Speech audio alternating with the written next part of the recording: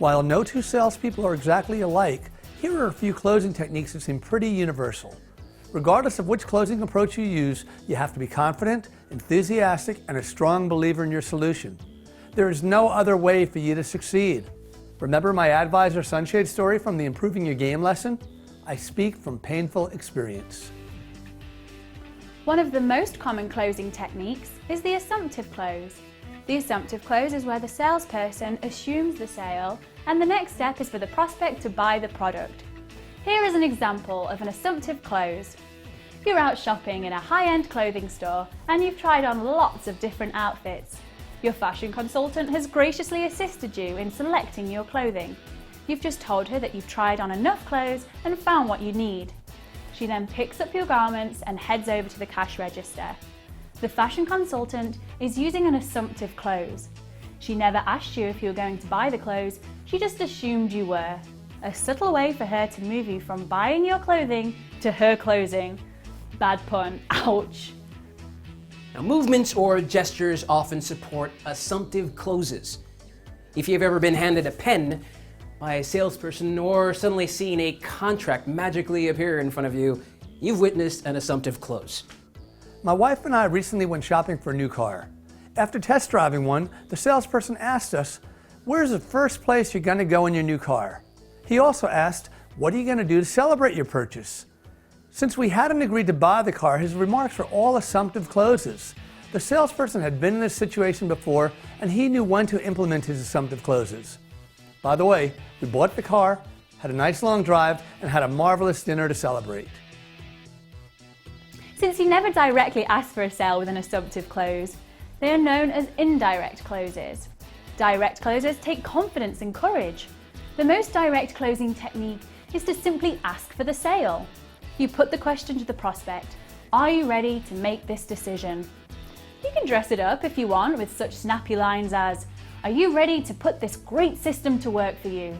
Or, "Are you ready to assume the market leadership of your industry?" But sometimes the direct approach with straightforward words works best. Here's a great way to implement a direct close. I call it the 3 yeses. I ask the prospect 3 questions that I know they will answer yes to, followed by a direct close. Based upon their hot buttons, I might ask this type of question. Have we demonstrated how service levels to your business would improve with our solution? I wait for them to answer yes. I then follow up with, would you agree that the creative strategies we've proposed will increase leads to your business? Once they've answered yes to that question, I come in with my last and my strongest client benefit question.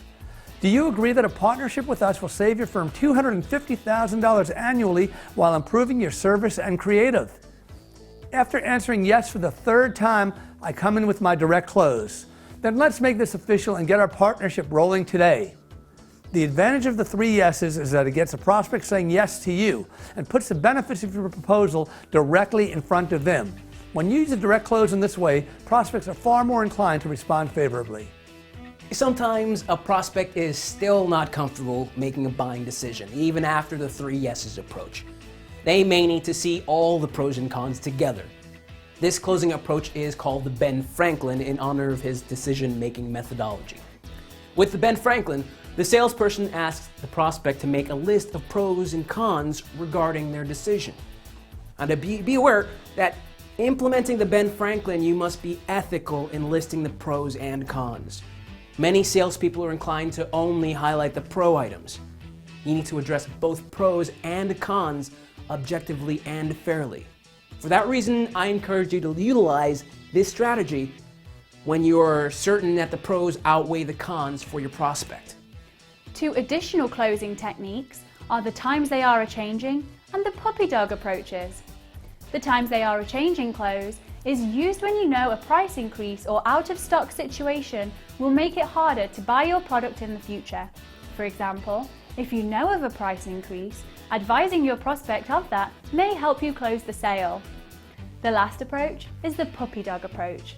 The name originates from the animal shelter practice of letting families take animals home overnight in hopes that they will keep them forever. And if they don't, they can be returned and get their money back. By giving the prospects this risk-free opportunity, they have confidence in making the purchase. They know that if they're dissatisfied, they can get out of the deal. So there you have 5 exceptional closing techniques. Your personality and practice will help you determine which ones work best for you.